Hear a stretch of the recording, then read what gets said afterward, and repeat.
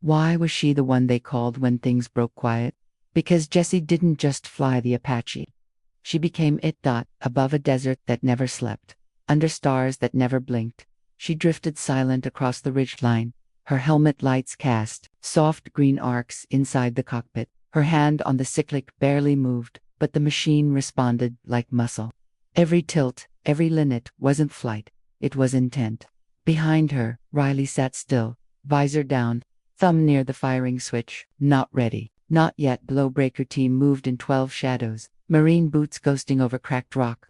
Pairs staggered, silent. Their IR strobes blinked like second heartbeats, just enough for Riley to track through the scope. She followed them with the same calm she used to watch her father cut branches with a single stroke of his hand, precise, controlled. Jessie didn't speak. She hadn't spoken since Checkpoint Lima, and she didn't have to. Between them, communication wasn't words, it was motion. The compound lay quiet ahead, walled and layered. Riley had seen the heat rhythm already: 3 outer structures, a central hub, overlapping sentry paths. It wasn't chaos, it was a pattern, a breathing, watching thing. She adjusted the thermal scope and marked the northeast roof. One figure, upright, still. Too still. She didn't fire. Not yet. The Marines weren't close enough. Timing, like angles, was everything. Jessie shifted the nose a few degrees left, just enough to realign Riley's sightline. No confirmation, no request, just trust. Riley pressed her thumb lightly against the console, not for comfort but readiness. She inhaled, watching the sentry. The man leaned slightly on his antenna post, unaware that the sky above him had chosen silence over warning. Riley's breath thinned. Her targeting ring narrowed. Still, she held. Because this wasn't about power, it was about restraint. She could feel it in the cockpit: calm, balanced tension. No blinking lights, no alarms, just the steady hum of systems that knew their place. The radio cracked once. Breaker team's encrypted signal. They were in position. Riley replied with 2 clicks, wordless and final. Below, dust shifted like breath over stone. The Marines moved into the last stretch before the compound wall. Riley's crosshairs hovered over the sentry's chest. He shifted weight, left leg, downward glance. Riley fired. The figure folded instantly, disappearing into the roof slip. No alarm, no panic, no sound, just a man who never saw the sky fall. Clear, came the whisper, overcomes, a single word. Reverent. Jessie nudged them into a drift northeast, as though caught by wind. The Apache didn't cut the air, it respected it. Below, the Marines reached the wall. One dropped to a knee, unhooking a compact ladder. Another jammed a signal blocker against the stone. Their movements mirrored the Apache's, quiet, purposeful, deliberate. Riley scanned again. Another rooftop. Another figure, crouched behind a bipod mount. She fired. Target down. No echo. No ripple. Just removal. The Marines began to climb, one by one. Quiet steps, steady breath. She could have taken more shots. There were at least 5 she could see, but she didn't, because the best shooters aren't known for how many they hit. They're remembered for what they didn't fire at. A whisper clicked through the coms again. Another rooftop, another shift. But it wasn't until she saw the man smoking a cigarette near the parapet that she hesitated. He wasn't pacing. He wasn't looking. But he was close. Too close. Riley waited. 3 seconds. Then she took the shot. The embers of his cigarette vanished into dust. Clear, it kept going like that. Slow, methodical chess with lives on the line. Every rooftop cleared before the Marines arrived. Every movement answered with a calculated breath. No glory, just math and mercy in equal parts. But even perfection has a clock. She saw at first movement, where there shouldn't be. One figure sprinting. Then another, then 3. Riley spoke quietly. QRF scramble. Jessie didn't flinch, didn't ask. Just banked the Apache, dipping low beneath the ridge and rising along the southeast wall. The tempo shifted. Riley's scope bloomed with heat. Targets moved fast. Corners stacked. Vectors twisted. She tracked 3 heat signatures moving behind shipping crates of LANKERS. Fired twice. 2 dropped. 1 escaped. Clear, she said, though her voice now carried a blade's edge. Jessie kept the airframe tight, banking and rolling with surgical intent. Their dance had become something else now. Not stealth. Control. Breaker team's channel flared.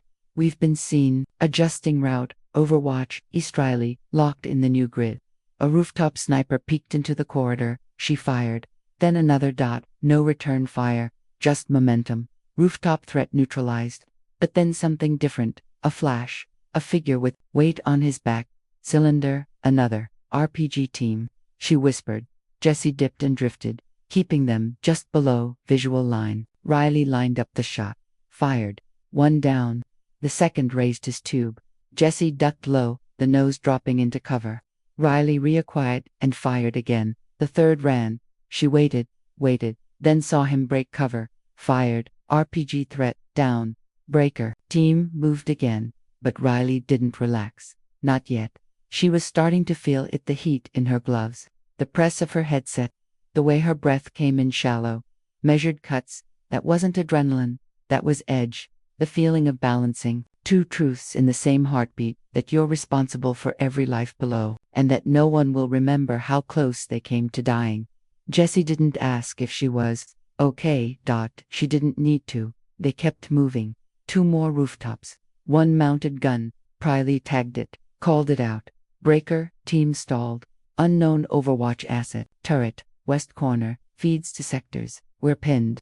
Riley widened her scope, dialed in thermals. The turret wasn't in any pre-brief, not on any map. Someone had added it. She exhaled. Hellfire, narrow angle. I've got 2 left. Can make the shot, but only if they paint us first. Jesse rolled them behind cover. Held there, didn't blink. Give me a count. Riley checked payload, checked wind, checked faith. 15. Apache lifted, crawling toward exposure. No conversation, just readiness, because sometimes trust isn't built in fire, it's built in silence. How close do you let death get before you shoot first? 15 seconds, that's all Jesse needed. The Apache hugged the edge of the ridge, low enough to scrape dust off the stone with its shadow. Riley's hands floated just above the fire. Control. She had 1 chance, 1 clean silhouette. No second shot. The turret sat motionless for now, tucked behind a curved lip of concrete, but she knew what it could do. If it locked onto the ridgeline, Breaker team was done. No crawl, no cover. Just steel against skin. 10 seconds now. Riley didn't speak. She just watched the motor on the turret shift. Slow, deliberate. They don't see us yet, Jesse said quietly. Then, a pulse of light. They do now. Riley answered, breath hitching for half a beat. They've got us. Hold steady. The Apache broke into open skyline, and the turret swiveled fast. It wasn't scanning now. It was aiming. The barrel aligned. The outline sharpened. Riley didn't flinch. 3 seconds. She visualized the arc, rechecked wind angle, pulled 1 breath into her chest and held it like a secret. 2 seconds. Her thumb touched the control, not pressed. Not yet 1. The turret motor clicked into full lock. She fired.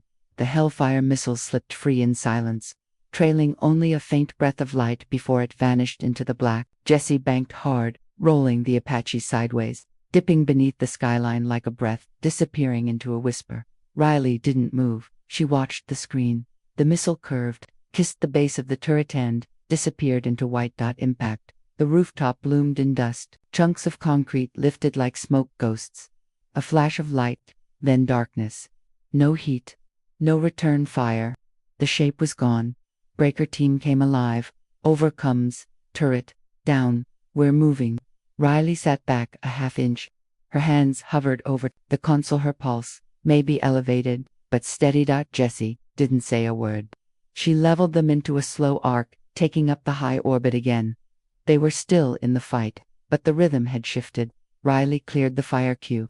1 Hellfire left. Everything else would come down to angles, instinct and restraint. Below, the Marines crossed into the final breach sector. Their IR strobes blinked in tighter formation now. No more spread, no more cover to play with.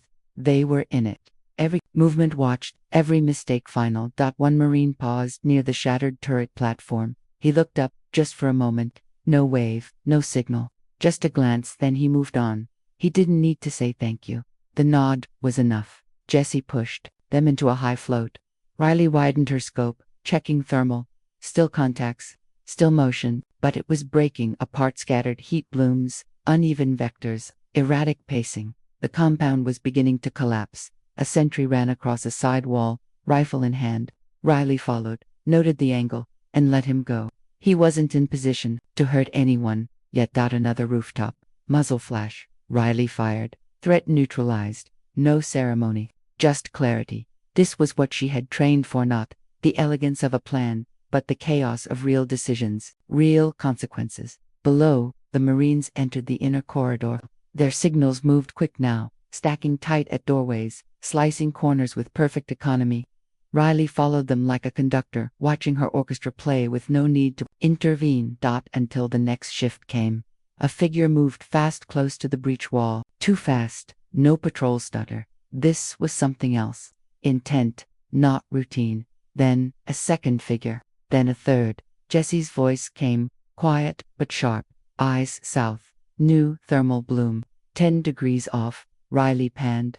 3 bodies, converging fast. Slung gear. Cylindrical. Launchers, she said. RPG team. Moving with purpose. Jesse tilted the airframe sideways, flattening into a glide to avoid visibility. You're good, she said. No tension in her voice, just alignment. Riley took the first shot as one raised the launcher. He dropped before the trigger, was halfway pressed. The second moved to retaliate, but Jesse had already ducked them below rooftop line. The Apache vanished behind a shed lip like a ghost. Riley reacquired. Second down. Third ran, not randomly, laterally, trying to outflank. Jesse whispered, hold, I'll give you a better angle. She dipped them through a narrow pass, rose on the far side just enough to clear the crates. There, one silhouette breaking from shadow. Riley fired. The man folded like paper and didn't rise. RPG threat down. Breaker teams come click. We're advancing. Still, Riley didn't exhale. She swept her scope again. Thermal data smeared the screen, contact trails blending together. She turned up contrast, caught motion west. A rooftop gunner repositioning, then too many things moving at once now. Not chaos, a storm. This wasn't the silent part anymore. This was the fight. Gunfire cracked over comes. One burst, then another. A long spray. No screams, no calls for help. Just the sound of impact. Breaker team was taking contact near a fuel shed. Riley shifted mid-scan, found the rooftops with line of sight. Fired once, then twice. Both down. Clear, she said. But it didn't feel like it. Jesse pushed the Apache left, low to the treetops. The rotors strained slightly.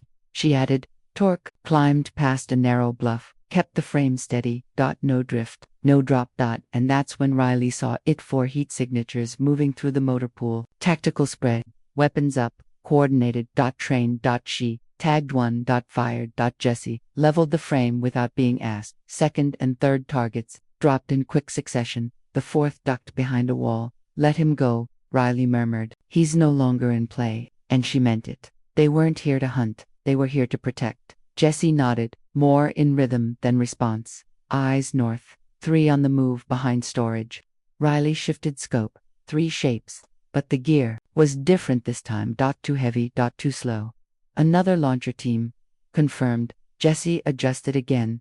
You've got the angle.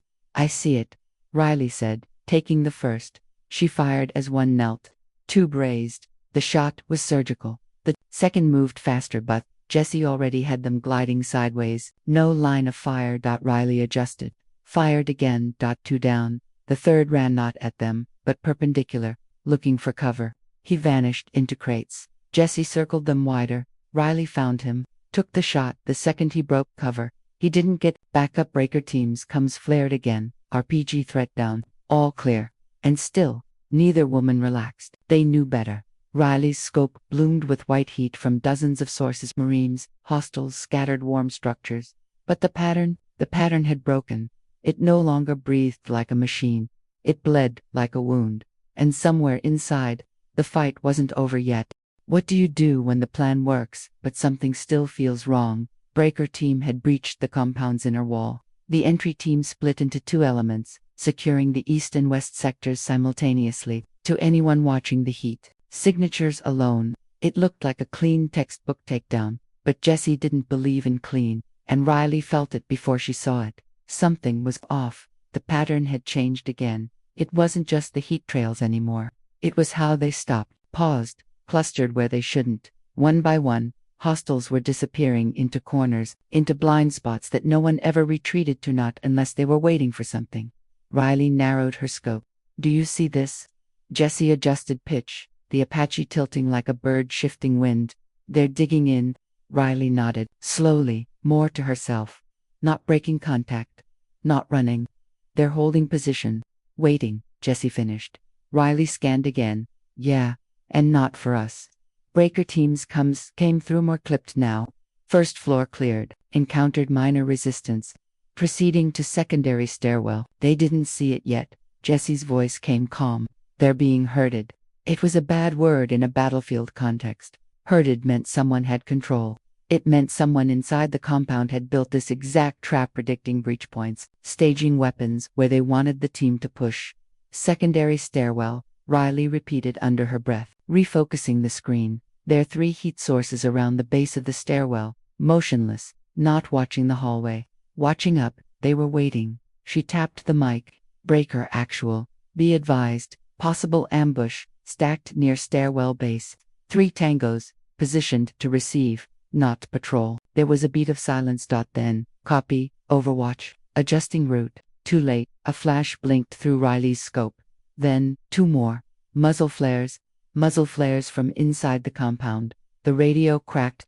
Contact inside west sector. Multiple shooters. Then screams, short ones, followed by the roar of automatic fire. Jessie didn't ask. She pushed the Apache forward, hard and fast, closing the angle, toward the compound. Not to fire, not yet, but to see.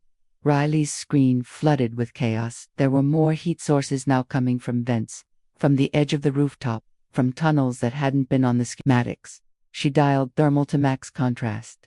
They were underground, she muttered. We missed the tunnel net. Jessie pulled them higher. How many? Too many. 5 no 7, on the move, fast. They're pouring into the west corridor. Breaker's channel cracked again. We're taking heavy contact. Defensive positions compromised. Static. Riley didn't wait. Losing entrance request clearance. I can drop one now. But Jessie banked them left instead. Hold. Too close to friendlies. We need precision, not panic. Riley ground her teeth. She hated being right this way. This wasn't just a holdout thought. This was an ambush nest. Whoever was in charge of this compound hadn't just planned for defense. They'd planned to bleed and assault teams slowly, corner by corner. Jessie dipped them low again, bringing the nose of the Apache almost level with the rooftop line. Not to intimidate. To see. Give me targets, she said calmly. Riley didn't answer. She already had them. Sniper rooftops, southwest corner. Jessie tilted just a degree. Riley fired.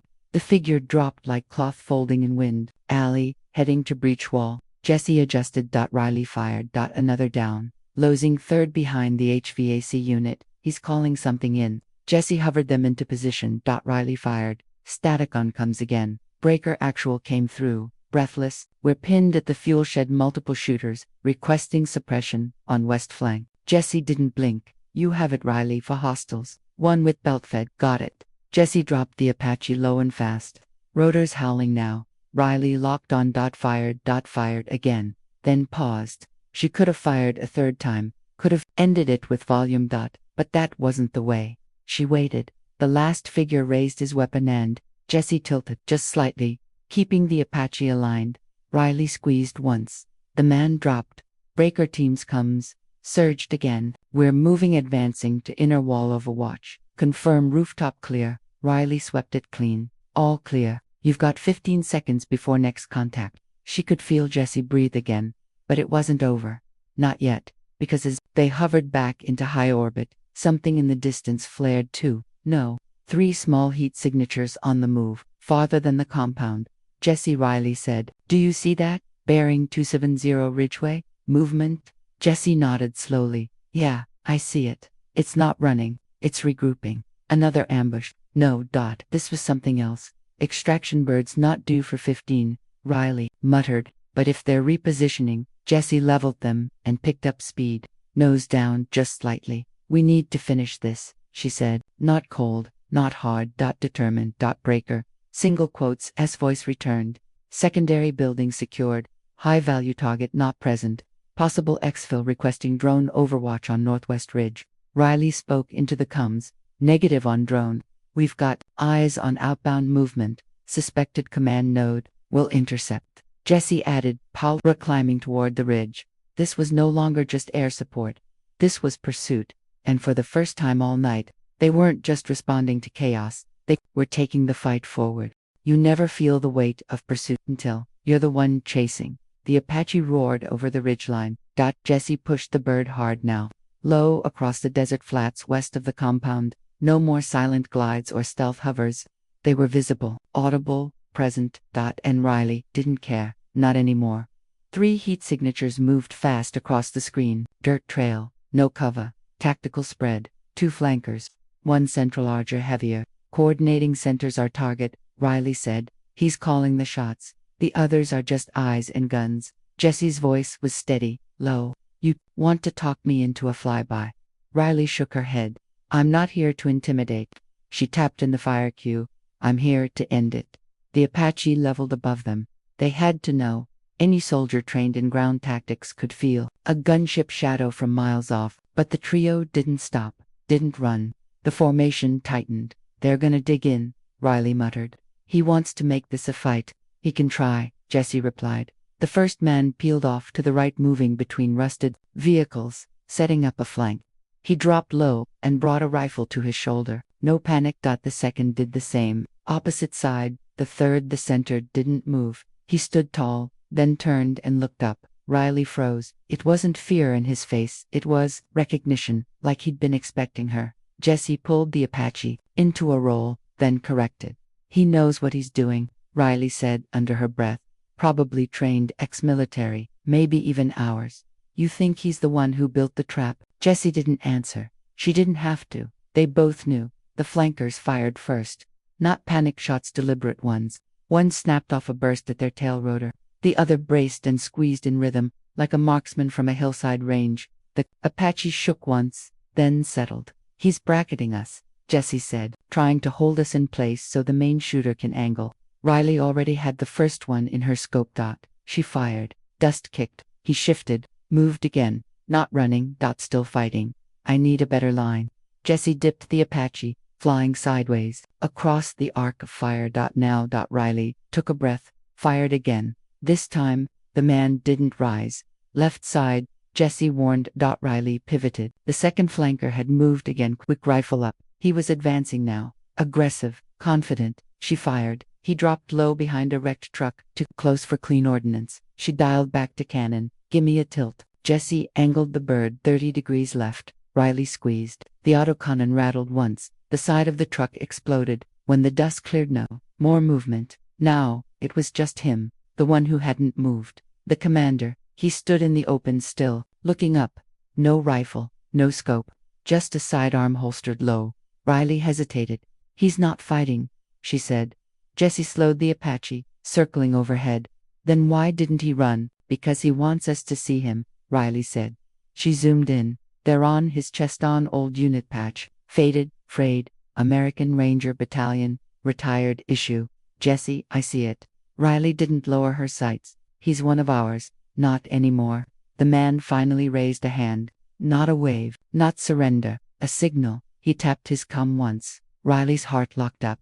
He's not stalling, she said sharply. He's coordinating. There's more coming. Jesse flared the Apache, pulling them back hard. We've got to move. But Riley didn't take her eyes off him. The man turned, calmly, walked toward a narrow rock slit in the ridge just wide enough for a motorbike or ATV, disappeared inside. Gone. Riley sat back in her seat, hands still steady, but her breath not quite. You think we lost him? She asked. Jesse didn't answer right away. We interrupted his plan, she said finally, but we didn't catch him. He'll be back. Next time, we bring a drone net. Next time, Jesse said, we bring 2 Apaches. They leveled out again, skimming the ridge. The sun was just beginning to crest the far mountains. Dust glittered in the low light like embers. Below, breaker teams' strobes blinked in slow rhythm. One by one, the Marines were pulling out of the compound. No more fire. No more silhouettes. Just silence. Breaker actual came on the come. Overwatch. This is actual. Compound secure. Target fled. Secondary mission incomplete. No casualties. Riley tapped her mic. Copy. Actual. Acknowledge full extract window in 15. Will orbit until handoff. There was a long pause. Then, we heard your cannon. Saw your work, you kept us standing. Riley looked down at the compound again, at the crushed turret. The shattered rooftop. The ruined stairwell. She didn't feel victorious. She felt unfinished. Still, she keyed the mic. You kept yourselves standing. We just helped clear the fog. Breaker Actual responded with a dry chuckle. Well then, thanks for keeping the sky ours. Jessie leveled the Apache one last time. I always do, she said. But Riley didn't smile. Not yet, because somewhere out there, that man was still moving, still thinking, still waiting. Victory doesn't always come with a cheer. Sometimes, it comes with silence. The compound lay still, a cratered shell of what it had been an hour ago. The air hung heavy with smoke, scorched stone, and the strange calm that follows, but kind that doesn't soothe, the kind that whispers, this isn't over. Riley let her eyes rest, just for a second, behind her scope, her cheek still pressed to the edge of the glass, her finger off the trigger now, but tense, memory still firing even when the gun was quiet. Below them, Breaker Team was pulling out, body count, 5 enemy Kia inside the compound, 3 in the pursuit field, 1 escapian known designation, former U.S. military suspected. Not a bad outcome, on paper, but papers didn't bleed. Jessie kept the Apache in a high slow circle, wide enough to cover the extraction lanes, low enough to cast a visible shadow, a signal. To the Marines. To anything still watching, we're still here, still watching back. Extraction bird. ETA 7 minutes, Riley said quietly. Jessie didn't answer. Riley glanced up. You think we should have chased him harder? Jessie exhaled once through her nose. No, that ridge was booby. He wanted us to chase him. He needed the distraction. Riley leaned back. So we let him go. We kept the Marines alive. There it was. That tension between tactical and emotional. Between what you could do and what you should. Jessie finally broke the silence. You know what bugs me? Riley raised an eyebrow. He didn't fire a shot. Not one. Not at us. Not even at Breaker. Riley frowned. She hadn't thought of that. The man who coordinated an ambush so precise it nearly chewed through a Marine team never fired a single round. He was observing, she muttered. Jessie nodded. Testing. Riley's throat tightened. Me. Jessie looked over briefly. He knew we'd come, and he wanted to see how long we'd stay. Riley looked back, down through her screen. The compound was getting smaller now in the viewfinder. Marines forming a tight diamond, moving toward the LZ. He's studying us, she said. Like we're the pattern now. Jessie didn't correct her, didn't need to. The extraction bird crested the southern horizon in a wide V approach duel, rotors catching the rising sun. Riley watched the dust plume beneath it ripple like a thrown sheet. We're pulling out, she confirmed into comms, handing off to Drone Patrol 6. Coverage sustained.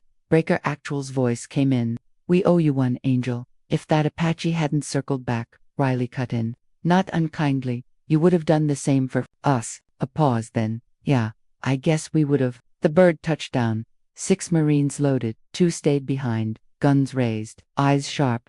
Seconds passed. Then, all 8 were in. Dust exploded.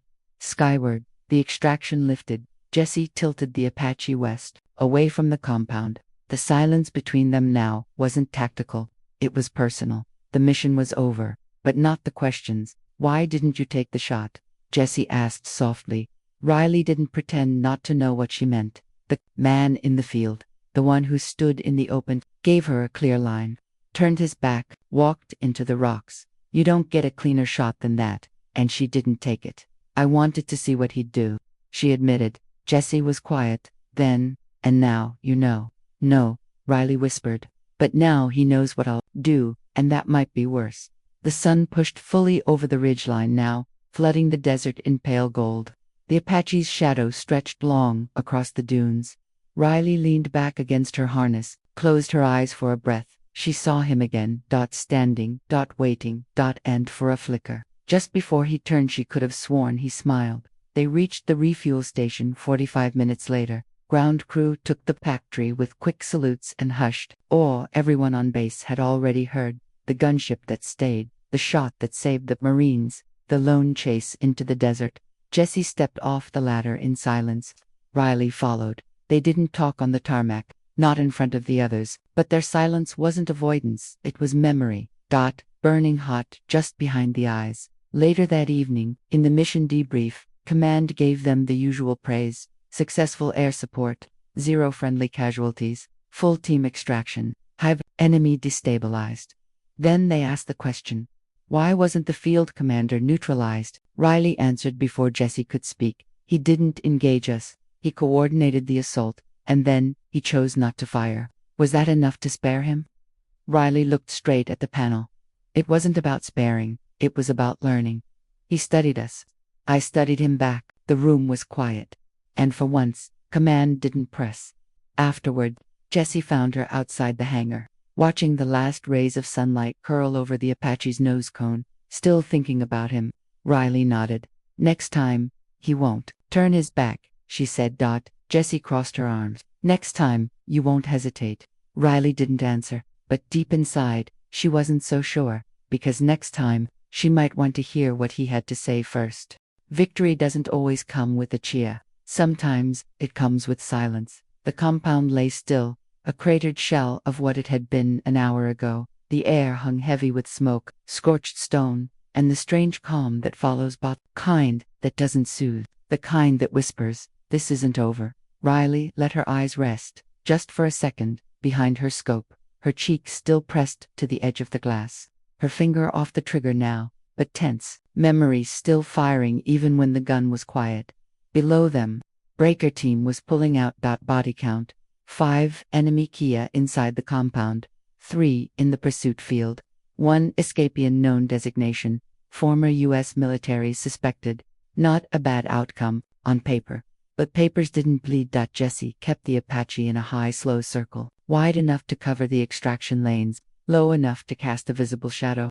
A signal. To the Marines. To anything still watching. We're still here, still watching back. Extraction bird, ETA, 7 minutes, Riley said quietly. Jesse didn't answer. Riley glanced up. You think we should have chased him harder? Jesse exhaled once through her nose. No, that ridge was booby. He wanted us to chase him. He needed the distraction. Riley leaned back, so we let him go. We kept the Marines alive. There it was, that tension between tactical and emotional. Between what you could do and what you should. Jesse finally broke the silence. You know what bugs me? Riley raised an eyebrow. He didn't fire a shot. Not one. Not at us. Not even at Breaker. Riley frowned. She hadn't thought of that. The man who coordinated an ambush so precise, it nearly chewed through a Marine team, never fired a single round. He was observing, she muttered. Jesse nodded. Testing. Riley's throat tightened. Me. Jesse looked over briefly. He knew we'd come, and he wanted to see how long we'd stay. Riley looked back, down through her screen. The compound was getting smaller now in the viewfinder. Marines forming a tight diamond, moving toward the LZ. He's studying us, she said. Like we're the pattern now. Jesse didn't correct her, didn't need to. The extraction bird crested the southern horizon. In a wide V approach, dual rotors catching the rising sun. Riley watched the dust plume beneath it ripple like a thrown sheet. We're pulling out, she confirmed in 2 comms, handing off to Drone Patrol 6. Coverage sustained. Breaker Actual's voice came in. We owe you one, Angel. If that Apache hadn't circled back, Riley cut in. Not unkindly. You would have done the same for us. A pause. Then, yeah, I guess we would have. The bird touched down. 6 Marines loaded, 2 stayed behind, guns raised, eyes sharp. Seconds passed. Then all 8 were in. Dust exploded. Skyward. The extraction lifted. Jesse tilted the Apache west, away from the compound. The silence between them now wasn't tactical. It was personal. The mission was over, but not the questions. Why didn't you take the shot? Jesse asked softly. Riley didn't pretend not to know what she meant. The man in the field, the one who stood in the open, gave her a clear line, turned his back, walked into the rocks. You don't get a cleaner shot than that, and she didn't take it. I wanted to see what he'd do, she admitted. Jesse was quiet then, and now you know. No, Riley whispered. But now he knows what I'll do, and that might be worse. The sun pushed fully over the ridgeline now, flooding the desert in pale gold. The Apache's shadow stretched long across the dunes. Riley leaned back against her harness, closed her eyes for a breath. She saw him again, standing, waiting, and for a flicker. Just before he turned, she could have sworn he smiled. They reached the refuel station 45 minutes later. Ground crew took the Apache with quick salutes and hushed awe. Everyone on base had already heard the gunship that stayed, the shot that saved the Marines, the lone chase into the desert. Jesse stepped off the ladder in silence. Riley followed. They didn't talk on the tarmac, not in front of the others, but their silence wasn't avoidance, it was memory. Burning hot, just behind the eyes. Later that evening, in the mission debrief, Command gave them the usual praise: successful air support, 0 friendly casualties, full team extraction, enemy destabilized. Then they asked the question, why wasn't the field commander neutralized? Riley answered before Jesse could speak. He didn't engage us. He coordinated the assault, and then he chose not to fire. Was that enough to spare him? Riley looked straight at the panel. It wasn't about sparing. It was about learning. He studied us. I studied him back. The room was quiet, and for once, Command didn't press. Afterward, Jesse found her outside the hangar, watching the last rays of sunlight curl over the Apache's nose cone, still thinking about him. Riley nodded. Next time, he won't turn his back, she said. Jesse crossed her arms. Next time, you won't hesitate. Riley didn't answer, but deep inside, she wasn't so sure, because next time, she might want to hear what he had to say first. Part 6 coming up. The enemy speaks, and the lines begin to blur. Want to continue? You said. 6. ChatGPT said. Part 6. The enemy speaks.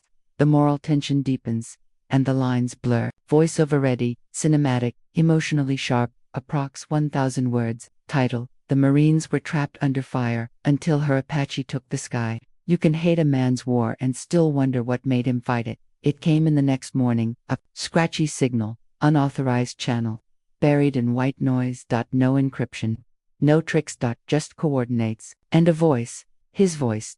Jesse had been the first to notice it. She'd been running a systems check when the proximity alarm triggered, not from a drone, not from a friendly, but from a repeater buoy someone had buried 2 clicks off the eastern ridge, and someone had activated it by hand. Riley played the message 5 times. The voice was calm, unhurried, American. Clean diction. No accent, but tired. You flew well. Precision like that isn't taught anymore. It's remembered. Then a pause. And, they call me Ren. That's all I'll give. I won't ask you to chase me. I only want you to know this. I didn't come to kill Marines. I came to see what still flies when the mission burns. Then silence. No threat. No challenge. Just a riddle, left like a footprint in dry dust. Riley leaned back in the ops chair, arms folded across her chest. He's baiting me. Jesse stood behind her, arms crossed too. Or warning you. Riley glanced over. You think he's telling the truth? Jesse didn't blink. I think he didn't pull a trigger when he had 15 chances. That means something. Riley's jaw tightened. Or he wanted to get close without breaking skin. It's what hunters do. Or teachers, Jesse said. Riley's eyes narrowed. He's not a teacher. They passed the message up the chain. Command flagged it as psychological warfare, an attempt to rattle air teams. So confusion, elevate ego. But Riley knew better. Ren wasn't trying to confuse her. He was trying to understand her. And that was worse, because it meant he still believed in a kind of honor, twisted though it was. The coordinates led to a ridge just south of where the Marines had been trapped. They flew out that afternoon, just her and Jesse. No escort. Command authorized. A recon passed but forbade engagement unless fired upon. The sky was clean, winds steady. The kind of afternoon made for memory. Riley saw the flare first. Not a fire, not a signal, a glint from a ridge outcrop shaped like a claw. There, resting against a stone, an old U.S. helmet. Vietnam era. Scratched, sun-bleached. Note, no message. Just one word scrawled across the front. Remember. Riley stared at it through her scope. Jesse slowed the Apache, letting them hover. I don't like this, Jesse murmured. It's a breadcrumb, Riley said. He's leading us. To what? Riley hesitated. Then, to the part of the war no one writes down. That night, Riley stayed in the hangar long after debrief. She walked the Apache, a lone hand tracing the side of the fuselage like a blind person reading Braille. The gunship was quiet now, still warm from flight. It always calmed her, but tonight it did. because for the first time in months, she felt seen, and not by command, not by Jesse, by him. She played the recording again, came to see what still flies when the mission burns. He wasn't asking about aircraft, he was asking about people, who they were when the orders ran out, when the medals stopped meaning anything, when there was nothing left to prove, just something left to protect. Riley thought about her father, a pilot to Vietnam. Told her once, some fights you win by surviving, others by remembering. She used to roll her eyes when he said that. Now she wasn't so sure. Next morning, another transmission. Same voice. Same calm. No threats, no demands, just this. I saw you hesitate. I saw you choose the longer road. That means you still believe there's a reason to. So do I. I want to talk. No tricks, no drones, just words. You'll find the next marker where the shadow splits the water. Jesse read it with her. What's that supposed to mean? Riley was already pulling up satellite maps. It means we're being invited. To what? A conversation. Or a confession. Riley whispered. Command didn't authorize a response. But they didn't order her not to listen, which in war is a kind of permission. So Riley didn't report what she did next. She flew out alone that night. No gunner, no escort, no ordnance loaded. Just her and the Apache. And an old map her father once traced for her on a napkin back when the only war in her life was one on paper. She found the place, a dry riverbed that only filled during the monsoon. Now, just a cracked scar of stone, but near the center, a shadow line from the cliffs above split the basin into two halves, and at the edge of that shadow, another helmet. Modern, this time. Infantry issue. On it, Apache. Old. Faded. Her father's battalion. Riley landed the Apache, stepped out into the silence. No ambush. No gunfire. Just the wind and the sand, and the slow realization that this wasn't about tactics anymore. It was about legacy, and what we do when we inherit both the armor and the wounds. Ren's voice echoed in her mind. What still flies when the mission burns? Maybe she didn't know yet, but she was getting closer, and she knew now. He wasn't her enemy, not yet, but maybe. Not forever either. Some wars end on paper, others haunt the silence between two people who've stopped pretending. He was already there when she arrived. Not hiding. Not armed. Just sitting on a stone outcrop, like a man waiting for the sky to fall or forgiveness to land. He didn't flinch when the Apache hovered above, didn't move when she powered it down and stepped into the open. Her boots crunching the brittle sand, just lifted his gaze and met her eyes. Captain Riley, you made good time. His voice was the same as the radio, steady, measured, too calm for someone standing in reach of an attack helicopter. You're either brave, she said, or out of things to lose. He gave a small smile. I'm both. He was older than she expected, mid-50s, maybe, beard trimmed close, worn fatigues. Not foreign, not camouflaged, just stripped, like a soldier who'd taken off his rank but never stopped saluting in his mind. She kept her distance. Ren, she said flat. He nodded. Not my real name, obviously, but it's what they call me now. And who's they? He didn't answer right away. Instead, he studied her. You flew alone, he said, just like you wanted. I meant, no gunner, no backup. That takes a different kind of courage. She didn't blink. It's not courage if it's curiosity. He laughed softly. Then, we're both very curious people. They stood in silence for a moment. The wind shifted. A faint gust carried sand along the rocks. Somewhere in the distance, a bird called once, like a memory echoing through bones. She spoke first. You coordinated an ambush that nearly got Marines killed. Then you watched. Didn't fire, didn't run. You left them a puzzle. I left you a puzzle, he said gently. And why me? He turned his face toward the horizon. Because you didn't take the shot, she stiffened. You stood in the open. I wanted to see what you would choose. Orders or instinct. I followed the rules of engagement. No, he said. You followed something older than that. Something rarer. She stepped closer, now just 10 feet away. You still haven't told me why. His eyes met hers. And now, finally, there was no deflection in them. My son was a pilot, Cobra gunner, killed in Afghanistan, 10 years ago. She paused. I'm sorry. He nodded once. He was like you, sharp, focused, but underneath, always listening for something quieter than orders. I used to tell him that makes a soldier dangerous, Now, I think it just makes them human. Riley looked down.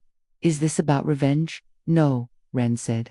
This is about memory. He knelt slowly, not in surrender, but with reverence, and lifted a canvas pack from the ground, pulled something out, held it in both hands, like a fragile truth. A flight log, faded, weathered. She recognized the type. Same kind her father kept, same kind she carried in her vest pocket now. He opened it, showed her a page, a signature at the bottom. Lt. Jessie Vega. Riley blinked. What is this? She flew with my son, same unit. They were hit in the same blast. She walked away. He didn't. She took a slow breath. This is a message for her. No, he said quietly. It's a message from him. He passed her a folded page. Inside, a handwritten note. Tell her if she ever flies again, fly for someone who can't. Riley looked up, stunned. That's her handwriting. He nodded. I never sent it. I was angry. At the war. At her. At the whole damn system. I walked out. Buried the uniform. And I built something else. She stared at him. You built an army. No, he said. I built a mirror. Riley's brows knit. He explained. There are others like me, former command, ghosts in the system. Some disappeared after deployments. Some disappeared inside them. We're not trying to start a war. We're trying to remind people that war doesn't end when the shooting stops. That what you remember shapes what comes next. Riley's voice was cold now. You almost got good people killed to make a point. His jaw tensed. You don't rebuild a broken signal without sending static first. She stepped back. If I take that message to Jessie, what do I tell her? He looked away. Tell her I forgave her a long time ago, and the Marines. I didn't set the explosives, but I didn't stop them either. That's on me. You going to keep playing ghost? He gave a small, sad smile. No, I came to surrender. Her eyes narrowed. Then why not do it on the radio? Because I wanted to look someone like you in the eyes and say, I'm sorry. She didn't reply, just stared at him. A man with no rifle, no uniform, no flag, only a name that wasn't his, and a wound that still bled through time. Wren. Bird of silence, bird of winter. And yet he had flown once, like her. Jessie didn't speak when Riley handed her the note that night, just sat in the hangar next to the Apache, fingers pressed against her lips, shoulders tight. Then, quietly, he kept it all these years. Riley nodded. Jessie folded the page carefully, placed it in her vest pocket, then looked up at her. You think he meant it? Riley didn't blink. I think when people stop fighting and start remembering, that's the closest they get to truth. In the end, the sky didn't remember who fired first. It only remembered who kept flying when no one else would. They called it in. Wren surrendered quietly, hands unshaking, eyes forward, mouth closed like a man who had carried a sentence in his heart for far too long. Riley didn't cuff him, didn't ask why he didn't run. She already knew. Jessie drove them back from the outpost. 2 hours of silence on the road. Wren sat in the back, staring out the window like the desert was telling him something only he could hear. Riley leaned forward, elbows on her knees, helmet resting beside her. You ever think about what makes people stay behind after their war's over? Jessie kept her eyes on the road, all the time. And I think some people never leave because they're still fighting a version of themselves they were never allowed to forgive. Riley exhaled slowly. That's what I'm afraid of. Jessie didn't answer. She didn't need to. 2 days later, Wren was flown to Kandahar under protective custody. Riley gave her statement. Kept it clean. No theories, no anger, just facts. She didn't call him the enemy. Didn't call him Wren. She wrote, subject chose not to engage despite advantage, surrendered willingly. Provided humanitarian information post-conflict. When command asked for her opinion, she kept it short. He believed he was remembering, not resisting. Later that night, she found Jessie in the hangar. Just the two of them again. Always the two of them in the quiet after war. The Apache sat in front of them, still scratched from weeks of wind, but no longer stained with smoke. Jessie held out the flight log Wren had brought. It's his handwriting, she said softly. The sun. The one I flew with. She flipped to a page. There scribbled in the corner like a secret. She always hums before takeoff. I think it keeps the ghosts out. Jessie swallowed. I didn't know he noticed. Riley smiled. They always notice. They flew a recon the next morning. No orders, just sky, no ordnance, just silence. They didn't speak for the first 20 minutes. Then, Jesse's voice in the headset. You think we're flying for them now? The ones who didn't make it? Riley watched the ridgeline slip beneath them like a scar the earth never healed. No, she said softly. I think we're flying for the ones who still could. 2 weeks later, Riley requested reassignment. Not because she was done, but because something in her had just begun. Her last day at Boston. A letter arrived. No return address, just a single page. Typed, it read, "They'll ask why I didn't run, why I left messages instead of mines, why I talked instead of taking aim. The truth is, I did run for years. And then someone flew over that ridge and reminded me that not all wars are fought with weapons. Some are fought with memory, some with mercy. Tell her I hope she keeps humming." She tucked the letter into her vest pocket. Next to her father's patch. Next to the note Jesse once wrote to a fallen comrade and forgot to send. Next to every reminder that some stories don't end in fire. They end in flight. The Apache's blades turned slowly behind her. Final pref. No fanfare. Just desert wind and clean sky. Jessie walked up, helmet under her arm. You sure you want to go alone? Riley nodded. I think that's how this part's supposed to end. She stepped up into the cockpit, secured her harness, ran the checklist by memory. Jessie placed a hand on the nose of the gunship. Where will you go?